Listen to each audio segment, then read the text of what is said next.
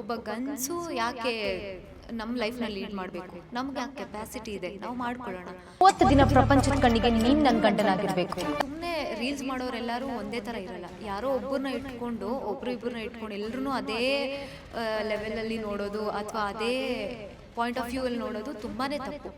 ಇಂಥ ಚಿಲ್ಲರೆ ಕೆಲಸ ಮಾಡೋದಕ್ಕಂತಾನೆ ನಿನ್ನಂತ ಗಂಡು ಜಾತಿನ ನನ್ನ ಆಫೀಸಲ್ಲಿ ಇಟ್ಕೊಂಡಿರೋದು. ಈ ಥರ ಒಂದು ಕ್ಯಾರೆಕ್ಟರ್ ಬೇಕಿತ್ತು ಅಂದರೆ ನನಗೆ ಯಾವ ಕ್ಯಾರೆಕ್ಟರ್ ಸಿಕ್ಕಿದ್ರು, ಐ ಮೀನ್ ಹಳ್ಳಿ ಹುಡುಗಿ ಕ್ಯಾರೆಕ್ಟರ್ ಅದೆಲ್ಲ ಸಿಕ್ಕಿದ್ರು ನಂಗೆ ಇಷ್ಟು ಖುಷಿ ಆಗ್ತಿತ್ತು ಅಲ್ಲೋ ಗೊತ್ತಿಲ್ಲ. ರೀಲ್ಸಿಂದ ಚೂಸ್ ಮಾಡಿದ್ದಾರೆ ಅಂದ ತಕ್ಷಣ ಅದಕ್ಕೆ ತುಂಬ ಕಮೆಂಟ್ಸ್ ಹಾಕ್ತಾರೆ. ಯಾಕೆ ಇವಾಗ ಝಾನ್ಸಿ ಅನ್ನೋ ಒಂದು ಕ್ಯಾರೆಕ್ಟರ್ ಮೇಲೆ ಇವಾಗ ನಾನು ಚೆನ್ನಾಗಿ ಮಾಡಿಲ್ಲ ಅಂದರೆ ಅಥವಾ ನನ್ನ ಆ್ಯಕ್ಟಿಂಗ್ ಸರಿ ಇಲ್ಲ ಅಂತ ಹೇಳಿದ್ರೆ ನಾನು ಮಾಡ್ತಿರೋ ಬಾಡಿ ಲ್ಯಾಂಗ್ವೇಜ್ ಚೆನ್ನಾಗಿಲ್ಲ ಅದ್ರ ಬಗ್ಗೆ ಕಮೆಂಟ್ ಹಾಕಿ. ಇನ್ನೊಂದು ಇಂಪಾರ್ಟೆಂಟ್ ಏನಂದರೆ ಗಂಡಸರು ಕಂಡ್ರೇ ನನಗಾಗಲ್ಲ. ದ್ವೇಷಿಸೋ ಹೆಣ್ಣಿಗೆ ಹೆಣ್ಣನ್ನ ಪೂಜಿಸೋ ಗಂಡೆ ಯಜಮಾನ. ನನಗೆ ಹೇಳ್ಕೊಟ್ಟಿದ್ದಾರೆ ನಾನು ಹೇಗೆ ಬಾಡಿ ಲ್ಯಾಂಗ್ವೇಜ್ ಇಟ್ಕೋಬೇಕು, ನಾನು ಹೇಗೆ ಮಾಡಬೇಕು, ನಾನು ಹೇಗೆ ಒಂದು ಮೂವ್ ತಗೋಬೇಕು, ನಾನು ಹೇಗೆ ಕೂತ್ಕೋಬೇಕು, ಪ್ರತಿಯೊಂದು ನೀವು ಒಂದು ಕ್ಯಾರೆಕ್ಟರ್ ಹೇಗೆ ಬೇಕೋ ಆ ಥರ ಮೋಲ್ಡ್ ಮಾಡಿರೋದು ರಾಮ್ಜಿ ಸರ್. ಹಾಯ್ ಎಲ್ರಿಗೂ ನಮಸ್ತೆ. ನೀವು ನೋಡ್ತಾ ಇದ್ದೀರಾ ಫಿಲ್ಮಿ ಬೀಟ್ ಕನ್ನಡ. ನಾನು ತಸ್ಮಿಯಾ ಬೇಗಂ. ಸೊ ನಾನು ಆಗಲೇ ಹೇಳಿದಾಗೆ ಕಲರ್ಸ್ ಕನ್ನಡದಲ್ಲಿ ಪ್ರಸಾರ ಆಗ್ತಾ ಇರುವಂತಹ ಒಂದು ಪ್ರಮುಖ ಧಾರಾವಾಹಿ ಯಜಮಾನ ಧಾರಾವಾಹಿಯ ಒಂದು ಝಾನ್ಸಿ ಪಾತ್ರ, ಬೋಲ್ಡ್ ಪಾತ್ರ ಮಾಡ್ತಾ ಇರುವಂತಹ ಮಧು ಭೈರಪ್ಪ ಅವರು ನಮ್ಮ ಜೊತೆ ಇದ್ದಾರೆ. ಬನ್ನಿ ಅವನ್ನ ಮಾತಾಡೋಣ. ನಮಸ್ತೆ. ಹಾಯ್, ಹೇಗಿದ್ದೀರಾ? ಸೂಪರ್. ನೀವು? ನಾನು ಕೂಡ ತುಂಬ ಸೂಪರ್ ಆಗಿದ್ದೀನಿ. ಆ್ಯಂಡ್ ನೀವು ಅಂದರೆ ಫಸ್ಟ್ ಲೀಡಾಗಿ ಮಾಡ್ತಾ ಇದ್ದೀರಾ, ತುಂಬ ಬೋಲ್ಡ್ ಕ್ಯಾರೆಕ್ಟರ್. ಸೊ ಏನು ಅನ್ನಿಸ್ತಾ ಇದೆ? ಸಿಕ್ಕಾಪಟ್ಟೆ ಖುಷಿ ಅನ್ನಿಸ್ತಾ ಇದೆ. ನನಗೆ ಈ ಥರ ಒಂದು ಕ್ಯಾರೆಕ್ಟರ್ ಬೇಕಿತ್ತು ಅಂದರೆ ನನಗೆ ಯಾವ ಕ್ಯಾರೆಕ್ಟರ್ ಸಿಕ್ಕಿದ್ರು, ಐ ಮೀನ್ ಹಳ್ಳಿ ಹುಡುಗಿ ಕ್ಯಾರೆಕ್ಟರ್ ಅದೆಲ್ಲ ಸಿಕ್ಕಿದ್ರು ನಂಗೆ ಇಷ್ಟು ಖುಷಿ ಆಗ್ತಿತ್ತು ಅಲ್ಲೋ ಗೊತ್ತಿಲ್ಲ. ಬಟ್ ಝಾನ್ಸಿ ಅನ್ನೋ ಒಂದು ಕ್ಯಾರೆಕ್ಟರ್ ನನಗೆ ತುಂಬ ಹತ್ತಿರವಾಗಿರೋವಂಥ ಕ್ಯಾರೆಕ್ಟರ್, ನಂಗೆ ತುಂಬಾ ಇಷ್ಟ ಇದೆ. ಅಂದರೆ I love to do it ಅಷ್ಟೇ. ಆ್ಯಂಡ್ ಕಲರ್ಸ್ ಕನ್ನಡದಲ್ಲಿ ಫಸ್ಟ್ ಟೈಮ್ ಲಾಂಚ್ ಆಗ್ತಾ ಇದ್ದೀರಾ, ಎಷ್ಟು ಎಕ್ಸೈಟ್ಮೆಂಟ್ ಇದೆ? ಸೊ ಸಿಕ್ಕಾಪಟ್ಟೆ ಎಕ್ಸೈಟ್ಮೆಂಟ್ ಇದೆ. ಯಾಕಂದರೆ ತುಂಬ ಜನರು ಕನಸಿರುತ್ತೆ ನಾನು ಕಲರ್ಸ್ ಕನ್ನಡದಲ್ಲಿ ಲಾಂಚ್ ಆಗಬೇಕು ಅನ್ನೋದೆಲ್ಲ. ಸೊ ಆ ಒಂದು ಆಪರ್ಚುನಿಟಿ ನನಗೆ ಮಾಡಿಕೊಟ್ಟಿದ್ದ ರಾಮ್ಜಿ ಸರ್. ಸೊ ನಂಗೆ ರಾಮ್ಜಿ ಸರ್ಗೆ ತುಂಬಾ thanks. And I am also so happy ಈ ದೊಡ್ಡ ಚಾನಲಲ್ಲಿ ಲಾಂಚ್ ಆಗ್ತಾ ಇದ್ದೀನಿ ಅಂತ. ಆ್ಯಂಡ್ ಈ ಪಾತ್ರ ಹೆಂಗೆ ಸಿಕ್ತು, ಅಂದರೆ ಯಾವ ರೀತಿ ಅಪ್ರೋಚ್ ಬಂತು ಅಂತ? ಅದೇ ನನಗೆ ಆ್ಯಕ್ಟಿಂಗ್ ಅಷ್ಟು ಅಲ್ಲ, ನಂಗೆ ಆ್ಯಕ್ಟಿಂಗೇ ಬರ್ತಾ ಇರಲಿಲ್ಲ ಹೇಳಬೇಕಂದ್ರೆ. ಬಟ್ ಇಂಟ್ರೆಸ್ಟ್ ಇತ್ತು. 4 years ಬ್ಯಾಕ್ ನಾನು ಆಡಿಷನ್ಸ್ ಅದೆಲ್ಲ ಮಾಡ್ತಿದ್ದೆ. ಬಟ್ ಗ್ಯಾಪ್ ಕೊಟ್ಟಿದ್ದೆ ಬೇಡ ಇದೆಲ್ಲ ಅಂತ ಅಂದ್ಕೊಂಡು. ಅದಾದಮೇಲೆ ಇವಾಗ ರೀಸೆಂಟಾಗಿ ಸ್ಟಾರ್ಟ್ ಮಾಡಿದಾಗ ಸಿಕ್ಕಿದಂಥ ಪ್ರಾಜೆಕ್ಟೇ ಯಜಮಾನ. ಬಟ್ ನೀವು ಹೇಳಿದ್ರಿ ಆ್ಯಕ್ಟಿಂಗ್ ಬರಲ್ಲ ಅಂತ. ಬಟ್ ಸೋಷಿಯಲ್ ಮೀಡ್ಯಾದಲ್ಲಿ ಅಷ್ಟು ವೈರಲ್ ಇದ್ದೀರಾ, ನಿಮ್ಮನ್ನು ರೀಲ್ ಸ್ಟಾರ್ ಅಂತಲೇ ಕರೀತಾರೆ. ಸೊ ಅಲ್ಲಿಂದ ಇಲ್ಲಿಗೆ ಹೇಗೆ ಅನ್ನಿಸ್ತಿದೆ? ಪ್ಲಸ್ ನಿಮಗೆ ಎಲ್ಲೂ ಒಂದು ಕಡೆ ಭಯ ಆಗ್ತಿದೆಯಾ, ಅಥವಾ ಅಲ್ಲಿ ಆ್ಯಕ್ಟ್ ಮಾಡೋದಕ್ಕೂ ಇಲ್ಲಿ ಮಾಡೋದಕ್ಕೂ ಏನು ಯಾವ ರೀತಿ ಅನ್ನಿಸ್ತಾ ಇದೆ? ಅಂದರೆ ನನಗೆ ಭಯ ಇಲ್ಲ. ಯಾಕಂದರೆ ಝಾನ್ಸಿ ಏನು ನೋಡ್ತಿದ್ರೆ ಅವತ್ತು ಕಂಪ್ಲೀಟ್ ನಾನು ಹೇಳಿದೆ ನನಗೆ ಆ್ಯಕ್ಟಿಂಗೇ ಬರ್ತಿರಲಿಲ್ಲ ಅಂತ. ರಾಮ್ಜಿ ಸರ್ ಚಿಕ್ಕದಿಂದ ಹಿಡಿದು ಅಂದರೆ ಪ್ರತಿಯೊಂದೂ ನನಗೆ ಹೇಳ್ಕೊಟ್ಟಿದ್ದಾರೆ. ನಾನು ಹೇಗೆ ಬಾಡಿ ಲ್ಯಾಂಗ್ವೇಜ್ ಇಟ್ಕೋಬೇಕು, ನಾನು ಹೇಗೆ ಮಾಡಬೇಕು, ನಾನು ಹೇಗೆ ಒಂದು ಮೂವ್ ತೊಗೋಬೇಕು, ನಾನು ಹೇಗೆ ಕೂತ್ಕೋಬೇಕು, ಪ್ರತಿಯೊಂದು ಈ ಒಂದು ಕ್ಯಾರೆಕ್ಟರ್ಗೆ ಹೇಗೆ ಬೇಕೋ ಆ ಥರ ಮೋಲ್ಡ್ ಮಾಡಿರೋದು ರಾಮ್ಜಿ ಸರ್. ನನಗಂತೂ ಸಿಕ್ಕಾಪಟ್ಟೆ ಖುಷಿ ಇದೆ. ಯಾಕಂದರೆ ನನಗೆ ಯಾವತ್ತೂ ಕಷ್ಟನೇ ಅನಿಸಿಲ್ಲ, ಅಷ್ಟು ಈಸಿ ಮಾಡಿದ್ದಾರೆ. ಅವ್ರು ಹೇಳ್ತಿದ್ರು ನೀನು ಅನ್ಕೋತಾ ಇರೋ ಥರ ಅಷ್ಟಿಲ್ಲ, ಇದು ಇಷ್ಟೇ ಇರೋದು, ನಿನ್ನ ಕೈಯಲ್ಲಿ ಆಗುತ್ತೆ ಮಾಡು ಅಂತ. ಯಾವತ್ತೂ ಲೈಕ್ ಬೈಯೋದು ಅದೆಲ್ಲ ಇಲ್ಲ. ತುಂಬ ಪೇಷನ್ಸಾಗೆ ತುಂಬ ಚೆನ್ನಾಗಿ ಹೇಳ್ಕೊಟ್ಟಿದ್ದಾರೆ. ಸೊ ಅದಕ್ಕೋಸ್ಕರ ನಂಗೆ ಯಾವತ್ತೂ ಕಷ್ಟ ಅನಿಸಿಲ್ಲ ಈ ಒಂದು ಕ್ಯಾರೆಕ್ಟರ್. ಓಕೆ. ಆ್ಯಂಡ್ ಅದೇ ನಿಮ್ಮ ಪಾತ್ರದ ಬಗ್ಗೆ ಹೇಳಬೇಕು ಅಂದರೆ ಓಕೆ, ಯಜಮಾನ ಸೀರಿಯಲಲ್ಲಿ ನಾನು ಝಾನ್ಸಿ ಕ್ಯಾರೆಕ್ಟರ್ ಮಾಡ್ತಾಯಿದ್ದೀನಿ. ಝಾನ್ಸಿ ಬಂದು ಒಂದು ಬೋಲ್ಡ್, ಸ್ಟ್ರಾಂಗ್ ಆ್ಯಂಡ್ ತುಂಬ ಪವರ್ಫುಲ್ ಹುಡುಗಿ ಆಗಿ ಪ್ಲೇ ಮಾಡ್ತಾಯಿದ್ದೀನಿ ನಾನು. ಇನ್ನೊಂದು ಇಂಪಾರ್ಟೆಂಟ್ ಏನಂದರೆ ಗಂಡಸರು ಕಂಡ್ರೇ ನನಗಾಗಲ್ಲ ಅದರಲ್ಲಿ. ಸೊ ಯಾಕೆ ಏನು ಇನ್ನೂ ಸಾಕಷ್ಟು ಇನ್ಫಾರ್ಮೇಷನ್ ಝಾನ್ಸಿ ಬಗ್ಗೆ ಬೇಕು ಅಂತ ಹೇಳಿದ್ರೆ ನೀವು ಸೀರಿಯಲ್ ನೋಡಿದ್ರೆ ಗೊತ್ತಾಗುತ್ತೆ. ತುಂಬ ಹೇಳಿದ್ರೆ ಆಲ್ಮೋಸ್ಟ್ ಇಲ್ಲೇ ಗೊತ್ತಾಗ್ಬಿಡುತ್ತೆ. ಅದಕ್ಕೋಸ್ಕರ ಓಕೆ. ಝಾನ್ಸಿಗೂ ಮಧುಗೂ ಏನು ಅಂದರೆ ಯಾವ ರೀತಿ ಇಬ್ಬರು ಕ್ಯಾರೆಕ್ಟರ್? ಝಾನ್ಸಿ ಎಷ್ಟು ಲೌಡ್ ಇದ್ದಾಳೆ ಅಂದರೆ ಅಷ್ಟು ಬೋಲ್ಡ್ ಇದ್ದಾಳೆ. ಮಧುಶ್ರೀ ಅಷ್ಟೊಂದು ಬೋಲ್ಡ್ ಇಲ್ಲ ರಿಯಲ್ ಲೈಫಲ್ಲಿ. ಆ್ಯಂಡ್ ಝಾನ್ಸಿ ಹತ್ರ 50,000 ಕೋಟಿ ಆಸ್ತಿ ಇದೆ, ಮಧುಶ್ರೀ ಹತ್ರ 50,000 ಕೋಟಿ ಆಸ್ತಿ ಇಲ್ಲ. ಸೊ ಅಂದರೆ ಆಲ್ಮೋಸ್ಟ್ ಸಿಮಿಲ್ಯಾರಿಟೀಸ್ 70% ನಾನು ಝಾನ್ಸಿ ಥರನೇ ಇರೋದು. ಯಾವುದು ಸಿಮಿಲ್ಯಾರಿಟಿ? ಅದೇ ನನಗೆ ಹುಡುಗರು ಅಂದರೆ ಅಷ್ಟೊಂದು ಹುಡುಗರು ಕಂಡ್ರೆ ಆಗಲ್ಲ ಅಂತೆಲ್ಲ, ನನಗೂ ಫ್ರೆಂಡ್ಸ್ ಇದ್ದಾರೆ, ಹುಡುಗರು ಫ್ರೆಂಡ್ಸ್ ಇದ್ದಾರೆ. ಬಟ್ ಅದೇ ಸಿಮಿಲ್ಯಾರಿಟೀಸ್ ತುಂಬ ಹುಡುಗರು ಫ್ರೆಂಡ್ಸ್ ಎಲ್ಲ ಇಲ್ಲ ನನಗೆ. ಇಂಡೈರೆಕ್ಟ್ ಆಗಿ ಹುಡುಗರು ಇಷ್ಟ ಇಲ್ಲ ಅಂತ ಹೇಳ್ತಾ ಇದ್ದೀರಾ, ಬಟ್ ಏನಕ್ಕೆ ಅಂತ ಕೇಳ್ಬೋದಾ ರೀಸನ್? ಆ ಥರ ರೀಸನ್ ಅಂತ ಏನಿಲ್ಲ. ನಾನು ತುಂಬ ಫ್ಯಾಮಿಲಿ ಜೊತೆ ಬೆಳೆದಿರೋದು. ನಂಗೆ ತುಂಬ ಫ್ಯಾಮಿಲಿ ಕನೆಕ್ಟೆಡ್ ನಾನು. ನಮ್ಮ ಅಮ್ಮ ಸೈಡ್, ನಮ್ಮ ಚಿಕ್ಕಮ್ಮಂದಿರು ಎಲ್ಲರೂ ನನಗೆ ಮಕ್ಕಳಿದ್ದಾರೆ. ನೀವು ನೋಡ್ತಿರ್ಬೋದು ನನ್ನ ಮಕ್ಕಳ ಜೊತೆ ವಿಡಿಯೋಸ್ ಎಲ್ಲ ಮಾಡ್ತಿದ್ದು. ಸೊ ನಾನು ಫ್ಯಾಮಿಲಿಗೆ ತುಂಬ ಕನೆಕ್ಟೆಡ್ ಆಗಿರೋದ್ರಿಂದ ನನಗೆ ಈ ಕಡೆ ಸ್ವಲ್ಪ ಕಡಿಮೆ ನಾನು. ಸೊ ಹಾಗೆ. ಆ್ಯಂಡ್ ಮಧು ಅವರೇ, ನೀವು ಆಲ್ರೆಡಿ ಸೋಷಿಯಲ್ ಮೀಡಿಯಾದಲ್ಲಿ ಆ್ಯಕ್ಟಿವ್ ಇರೋದ್ರಿಂದ ಸೋಷಿಯಲ್ ಮೀಡಿಯಾದಲ್ಲಿ ನೆಗೆಟಿವ್ ಕಮೆಂಟ್ಸ್ಗಳು ಬರ್ತಾ ಇರುತ್ತೆ, ನೆಗೆಟಿವ್ ಅನ್ನೋದು ಇದ್ದೇ ಇರುತ್ತೆ. ಸೊ ಅದನ್ನು ಯಾವ ರೀತಿ ರಿಸೀವ್ ಮಾಡ್ಕೋತೀರಾ? ಇಟ್ಸ್ ಓಕೆ, ನೆಗೆಟಿವ್ ಆಗ್ತಿರೋದು ತಪ್ಪು ಅಂತ ನಾನು ಹೇಳ್ತಿಲ್ಲ. ಬಟ್ ನಾನೇನು ಹೇಳ್ತೀನಿ ಅಂದರೆ, ರೀಲ್ಸಿಂದ ಬಂದಿದ ತಕ್ಷಣ ಅದು ದೊಡ್ಡ ತಪ್ಪಲ್ಲ. ಆಮೇಲೆ ನಾವು ರೀಲ್ಸಿಂದ ಚೂಸ್ ಮಾಡಿದ್ದಾರೆ ಅಂದ ತಕ್ಷಣ ಅದಕ್ಕೆ ತುಂಬ ಕಮೆಂಟ್ಸ್ ಹಾಕ್ತಾರೆ. ಯಾಕೆ ಇವಾಗ ಝಾನ್ಸಿ ಅನ್ನೋ ಒಂದು ಕ್ಯಾರೆಕ್ಟರ್ ಮೇಲೆ ಇವಾಗ ನಾನು ಚೆನ್ನಾಗಿ ಮಾಡಿಲ್ಲ ಅಂದರೆ, ಅಥವಾ ನನ್ನ ಆ್ಯಕ್ಟಿಂಗ್ ಸರಿ ಇಲ್ಲ ಅಂತ ಹೇಳಿದ್ರೆ, ನಾನು ಮಾಡ್ತಿರೋ ಬಾಡಿ ಲ್ಯಾಂಗ್ವೇಜ್ ಚೆನ್ನಾಗಿಲ್ಲ, ಅದ್ರ ಬಗ್ಗೆ ಕಮೆಂಟ್ ಹಾಕಲಿ, ವಿಲ್ ರಿಸೀವ್ ಇಟ್. ಅದ್ರ ಬಗ್ಗೆ ಏನೇನು ಚೇಂಜಸ್ ಮಾಡ್ಕೋಬೇಕೋ ಅದನ್ನು ಮಾಡ್ಕೊಳ್ಳೋಣ ಕ್ಯಾರೆಕ್ಟರ್ ವೈಸ್. ಬಟ್ ನೀವು ಮಧುಶ್ರೀ ಕಮೆಂಟ್ ಮಾಡೋ ಹಾಗಿದ್ರೆ ನೀವು ನನ್ನನ್ನು ನೋಡೇ ಇರಲ್ಲ. What is Madhushree, Har character ಏನು, ಅವಳು ರಿಯಲ್ ಲೈಫಲ್ಲಿ ಹೇಗಿರ್ತಾಳೆ, ಯಾರ ಜೊತೆ ಹೇಗಿರ್ತಾಳೆ, ಅದು ನಿಮಗೆ ಗೊತ್ತಿಲ್ಲ. ಸುಮ್ಮನೆ ರೀಲ್ಸ್ ಮಾಡೋರೆಲ್ಲರೂ ಒಂದೇ ಥರ ಇರಲ್ಲ. ಯಾರೋ ಒಬ್ಬರನ್ನ ಇಟ್ಕೊಂಡು ಇಬ್ಬರನ್ನ ಇಟ್ಕೊಂಡು ಎಲ್ಲರೂ ಅದೇ ಲೆವೆಲಲ್ಲಿ ನೋಡೋದು ಅಥವಾ ಅದೇ ಪಾಯಿಂಟ್ ಆಫ್ ವ್ಯೂ ಅಲ್ಲಿ ನೋಡೋದು ತುಂಬಾ ತಪ್ಪು. ಎಲ್ಲರೂ ಅವ್ರವ್ರ ವೇನಲ್ಲಿ ಡಿಫ್ರೆಂಟಾಗಿರ್ತಾರೆ, ಎಲ್ಲರೂ ಕ್ಯಾರೆಕ್ಟರ್ ಡಿಫ್ರೆಂಟು, ಎಲ್ಲರೂ ಒಂದೇ ಥರ ಇರೋದಿಲ್ಲ. ಸೊ ಅದೊಂದು ನಾನು ಹೇಳ್ತೀನಿ, ಯಾರನ್ನೂ ಅಷ್ಟೇ ಬೇರೆಯವ್ರ ಕ್ಯಾರೆಕ್ಟರ್ ಡಿಪೆಂಡ್ ಮಾಡಿಕೊಂಡು ಕಮೆಂಟ್ ಮಾಡೋದಕ್ಕೆ ಹೋಗ್ಬಿಡಿ ಅಥವಾ ಕಂಪೇರ್ ಮಾಡೋದಕ್ಕೆ ಹೋಗ್ಬಿಡಿ. ಎಲ್ಲರೂ ಯೂನಿಕ್, ಎಲ್ಲರೂ ಅವ್ರ ವೇಯಲ್ಲಿ ಟ್ಯಾಲೆಂಟೆಡ್ ಇರ್ತಾರೆ, ಅವ್ರವ್ರ ವೇನಲ್ಲೇ ಅವರು ಪ್ರೂವ್ ಮಾಡ್ಕೊಂಡಿರ್ತಾರೆ. ಸೊ ಹಾಗಾಗಿ ಝಾನ್ಸಿ ಅನ್ನೋ ಒಂದು ಕ್ಯಾರೆಕ್ಟರ್ಗೆ ಏನಾದರೂ ಕಮೆಂಟ್ಸ್ ಇದ್ದರೆ ಹಾಕಿ, 100% ತೊಗೊಳ್ತೀನಿ. ಅದ್ರ ಬಗ್ಗೆ ನಾನು ಏನು ವರ್ಕ್ ಮಾಡಬೇಕೋ ಡೆಫಿನೆಟ್ಲಿ ನಾನು ಅದ್ರ ಬಗ್ಗೆ ಮಾಡ್ತೀನಿ.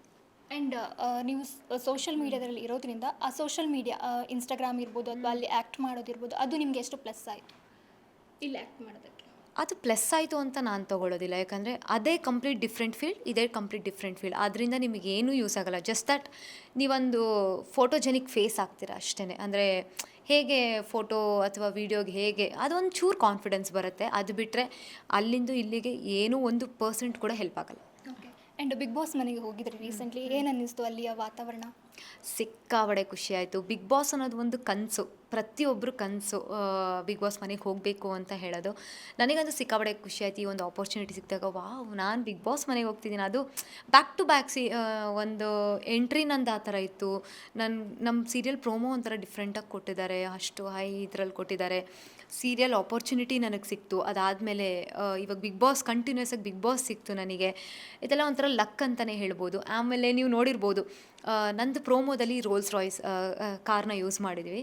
ಕನ್ನಡ ಇಂಡಸ್ಟ್ರಿಯಲ್ಲಿ ಫಸ್ಟ್ ಫೀಮೇಲ್ ನಾನೇ ಯೂಸ್ ಮಾಡಿರೋದು ಅಂತ ಹೇಳೋದಕ್ಕೆ I am feeling so proud. I know Sanju weds ಗೀತದಲ್ಲಿ ರಚಿತಾರಾಮ್ ಮ್ಯಾಮ್ ಯೂಸ್ ಮಾಡಿದ್ದಾರೆ, ಬಟ್ ಪ್ರೋಮೋ ಫಸ್ಟ್ ನಮ್ಮದೇ ಲಾಂಚ್ ಆಗಿದ್ದು. ಸೊ ಹಾಗಾಗಿ ಫಸ್ಟ್ ನಮ್ಮದೇ ಬರುತ್ತೆ ಲೆಕ್ಕಕ್ಕೆ. I am very proud of that. ಇನ್ನು ಸೀರಿಯಲ್ ಇಂಡಸ್ಟ್ರಿಯಲ್ಲಿ ತೊಗೊಂಡ್ರೆ ನಾನೇ first female Rolls Royce use ಮಾಡಿರೋದು.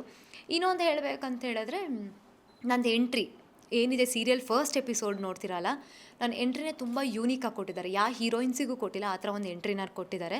ಆ್ಯಂಡ್ ಇನ್ನೊಂದು ಹೇಳಬೇಕಂದ್ರೆ ತುಂಬ ರಿಸ್ಕ್ ತೊಗೊಂಡು ಮಾಡಿರೋದು ಅದು. ಅಂದರೆ ನನಗಿಂತ ಫಸ್ಟು ಆ್ಯಕ್ಚುಲಿ ರಾಮ್ಜಿ ಸರ್ ಎಲ್ಲ ಟ್ರೈ ಮಾಡಿದ್ರು ಅದನ್ನು. ಅದಾದಮೇಲೆ ಯಾವುದೇ ಸೇಫ್ಟಿ ಇಲ್ಲದೆ ಮಾಡಿರೋದು ಅದನ್ನು. ನಾನು ಯಾವ ಥರ ಎಂಟ್ರಿ ಅಂತ ಹೇಳೋದಕ್ಕೆ ಹೋಗಲ್ಲ, ಯಾಕಂದರೆ ಸೀರಿಯಲ್ ಫಸ್ಟ್ ಎಪಿಸೋಡಲ್ಲಿ ಗೊತ್ತಾಗುತ್ತೆ. ಏನೂ ಸೇಫ್ಟಿ ಇಲ್ಲದೆ ಧೈರ್ಯ ಮಾಡಿ, ಇಲ್ಲ ಇದು ನಾನು ಮಾಡಲೇಬೇಕು ಅಂತ ನಿಂತ್ಕೊಂಡು ಮಾಡಿದ್ದೀನಿ ಆ ಒಂದು ಎಂಟ್ರಿ ಸೀನ್. ನೀವೆಲ್ಲ ನೋಡಲೇಬೇಕು. ಸೊ ಅಷ್ಟೇ. ಎಕ್ಸ್ಪೀರಿಯನ್ಸ್ ಯಾವ ರೀತಿ ಇತ್ತು? ಭಯ ಆಗ್ತಿತ್ತಾ? ಆ್ಯಕ್ಚುಲಿ ಒಳಗಡೆ ಭಯ ಇತ್ತು ನನಗೆ. ನೀವು ನೋಡಿದ್ರೆ ಗೊತ್ತಾಗುತ್ತೆ ನನಗೆ ಯಾಕಷ್ಟು ಭಯ ಇತ್ತು ಅಂತ. ಆಮೇಲೆ ನಾನು ಏನು ಮಾಡಿಬಿಟ್ಟಿದೆ, ಒಂದು ಮಿಸ್ಟೇಕ್ ಏನು ಮಾಡಿದ್ದೆ, ಮಾಯ್ಶ್ಚರೈಸರ್ ಹಾಕಿದೆ. ಓಕೆ. ನಾನು ಅದನ್ನು ಹೇಳೋಕ್ಕೂ ಆಗ್ತಿರ್ಲಿಲ್ಲ, ಯಾಕಂದರೆ ಆ ಒಂದು ಪೀಕ್ ಟೈಮಿಗೆ ವೆಯ್ಟ್ ಮಾಡ್ತಿದ್ರು ಸರ್, ಆ ಒಂದು ಶಾರ್ಟ್ ಬೇಕು ಅನ್ನೋ ಥರ. ನಾನಿನ್ನೂ ಕ್ರೀಮ್ ಹಾಕಿದ್ದೀನಿ, ಅದನ್ನು ಅದೆಲ್ಲ ಟೈಮ್ ಹೋಗ್ಬಿಡುತ್ತೆ, ಸಣ್ಣ ಇದಾಗ್ಬಿಡುತ್ತೆ ಅಂದ್ಬಿಟ್ಟು ನಾನು ಹೇಳಲೇ ಇಲ್ಲ ಅವರಿಗೆ. ಆ್ಯಕ್ಚುಲಿ ನಾನು ಸ್ಲಿಪ್ ಆಗ್ತಿದೆ ತುಂಬ, ಬಟ್ ಧೈರ್ಯ ಮಾಡಿ ಒಂದು 2 ಸತಿ ಬಿದ್ದೆ. ಬಟ್ ತುಂಬ ಸತಿ ಇದಾಗಿಲ್ಲ, ಬಟ್ ಧೈರ್ಯ ಅಂತೂ ಇತ್ತು. ನಾನು ಇದು ಮಾಡಲೇಬೇಕು, ಒಂದು ಯೂನಿಕಾಗಿ ನಾನು ಏನಾದರೂ ಸ್ಕ್ರೀನ್ ಮೇಲೆ ನಾನು ಕಾಣಿಸ್ಕೋಬೇಕಂದ್ರೆ ಇದನ್ನು ನಾನು ಮಾಡಬೇಕು ಅಂತ ಮಾಡಿದ್ದೀನಿ. ಓಕೆ. ಆ್ಯಂಡ್ ಝಾನ್ಸಿ ಪಾತ್ರಕ್ಕೆ ನೀವೆಷ್ಟು ಎಫರ್ಟ್ ಹಾಕ್ತಾ ಇದ್ದೀರಾ? ಸ್ಟಾರ್ಟಿಂಗು ನಂದು ಪ್ರಿಪ್ರೇಷನ್ ಅಂತ ಎಲ್ಲ ಬಂದರೆ ನಾನು ಯಾವುದೇ ಥರ ಪ್ರಿಪ್ರೇಷನ್ ಮಾಡ್ಕೊಂಡಿರಲಿಲ್ಲ. ಯಾಕಂದರೆ ನಾನು ಕಂಪ್ಲೀಟ್ ರಾಮ್ಜಿ ಸರ್ ತುಂಬ ಸ್ಪೆಸಿಫೈ ಆಗಿದ್ದರು.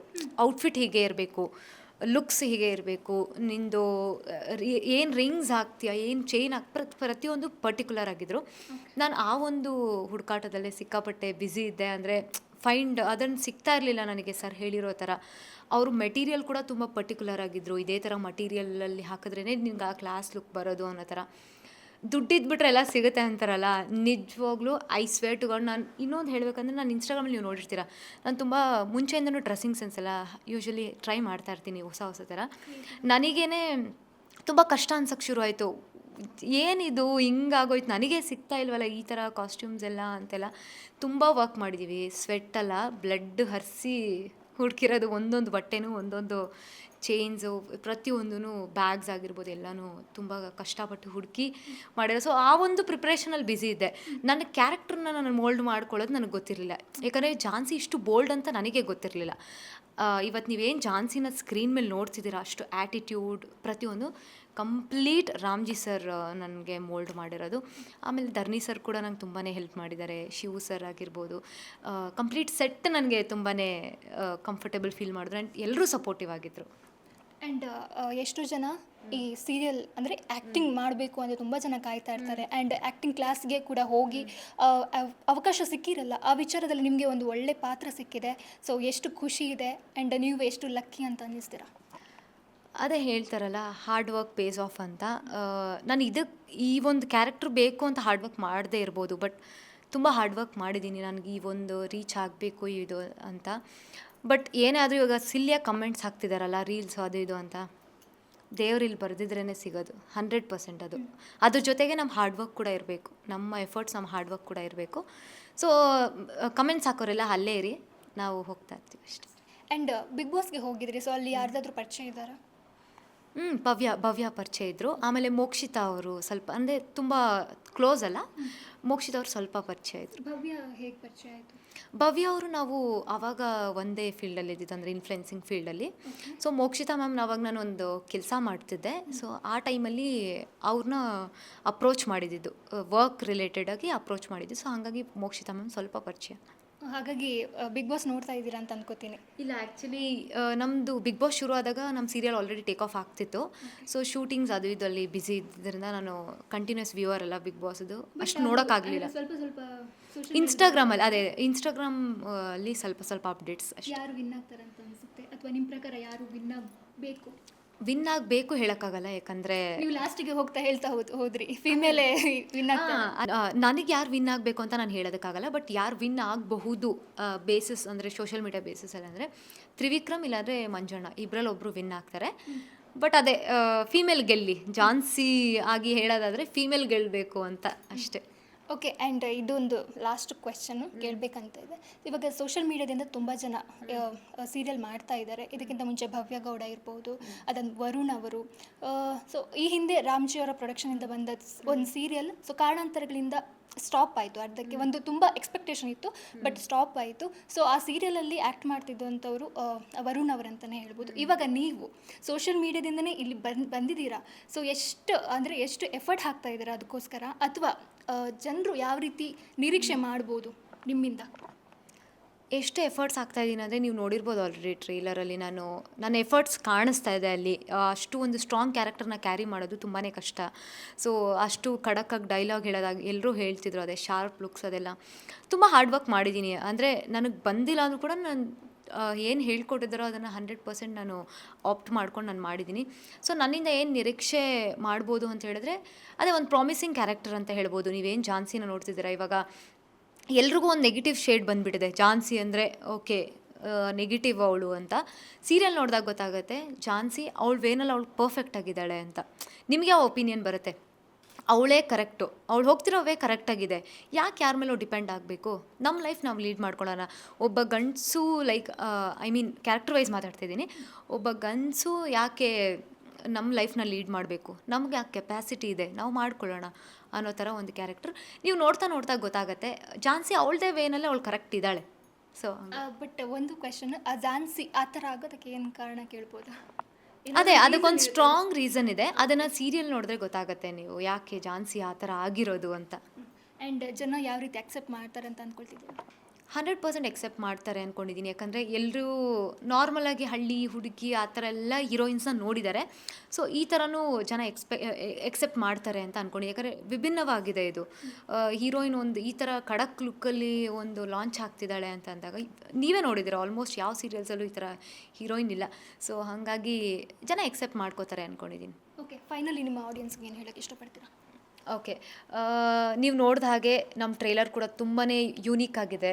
ಆ್ಯಂಡ್ ನನ್ನ ಎಂಟ್ರಿ ಕೂಡ ಸಿಕ್ಕಾಪಟ್ಟೆ ಯೂನಿಕ್ ಆಗಿದೆ, ಮಿಸ್ ಮಾಡಿದೆ, ದಯವಿಟ್ಟು ನೋಡಿ. ಆ್ಯಂಡ್ ಯಜಮಾನ ಅನ್ನೋ ಒಂದು ಟೈಟಲೇ ತುಂಬ ರೆಸ್ಪಾನ್ಸಿಬಲ್ ಟೈಟಲ್, ಯಾಕಂದರೆ 2 ಲೆಜೆಂಡ್ಸ್ ಮಾಡಿ ಹೋಗಿರೋವಂಥ ಟೈಟಲ್ಸ್ ಅದು. ನೆಕ್ಸ್ಟ್ ನಮಗೆ ಸಿಕ್ಕಿರೋದು ಸಿಕ್ಕಾಪಟ್ಟೆ ಖುಷಿ ಇದೆ ಅದ್ರ ಬಗ್ಗೆ, ಅಷ್ಟೇ ರೆಸ್ಪಾನ್ಸಿಬಿಲಿಟಿ ಕೂಡ ಇದೆ. ಆ ಟೈಟಲ್ನ ತುಂಬ ಚೆನ್ನಾಗಿ ತೊಗೊಂಡು ಹೋಗ್ತೀವಿ ಅಂತ ಅಂದ್ಕೊಂಡಿದ್ದೀನಿ. ನಿಮ್ಮೆಲ್ಲರೂ ಸಪೋರ್ಟ್ ಬೇಕೇ ಬೇಕು 100%. ಸೊ ಈ ಒಂದು ನಮ್ಮ ಯಜಮಾನ ಸೀರಿಯಲ್ನ ಕಲರ್ಸ್ ಕನ್ನಡದಲ್ಲಿ ರಾತ್ರಿ 10 ಗಂಟೆಗೆ ಬರ್ತಾ ಇದೆ, ಸೋಮವಾರದಿಂದ ಶುಕ್ರವಾರ. ಮಿಸ್ ಮಾಡದೆ ನೋಡಿ, ನಮ್ಮನ್ನು ಸಪೋರ್ಟ್ ಮಾಡಿ. 10 o'clock ಬರ್ತಿದೆ ಅಂತ ನೆಗ್ಲೆಕ್ಟ್ ಮಾಡೋದಕ್ಕೆ ಹೋಗಬೇಡಿ. ತುಂಬ ಸಕ್ಕತ್ತಾಗಿದೆ ನಮ್ಮ ಕಂಟೆಂಟ್, ನೋಡಿ ನೀವೇ ಆಮೇಲೆ ಸಪೋರ್ಟ್ ಮಾಡ್ತೀರಾ. Thank you. Thank you so much. Filmibeat ಕಡೆಯಿಂದ ಕೂಡ ನಿಮಗೆ ಆಲ್ ದ ವೆರಿ ಬೆಸ್ಟ್. ನಿಮ್ಮ ಒಂದು ಜರ್ನಿ ಯಶಸ್ವಿ ಆಗಲಿ. ಎಸ್, ನೋಡಿದ್ರಲ್ಲ ಮಧು ಭೈರಪ್ಪ ಅವರು ಎಷ್ಟರ ಮಟ್ಟಿಗೆ ಮಾತಾಡಿದ್ರು ಅಂತ. ಐ ಹೋಪ್ ಎಲ್ರಿಗೂ ಕೂಡ ಈ ಒಂದು ಎಪಿಸೋಡ್ ಇಷ್ಟ ಆಗಿರುತ್ತೆ ಅಂತ ಅಂದ್ಕೊಳ್ತಾ ಮುಂದಿನ ಎಪಿಸೋಡಲ್ಲಿ ಸಿಗ್ತೀನಿ. ಅಲ್ಲಿವರೆಗೂ ನೋಡ್ತಾ ಇರಿ ಫಿಲ್ಮಿ ಬೀಟ್ ಕನ್ನಡ.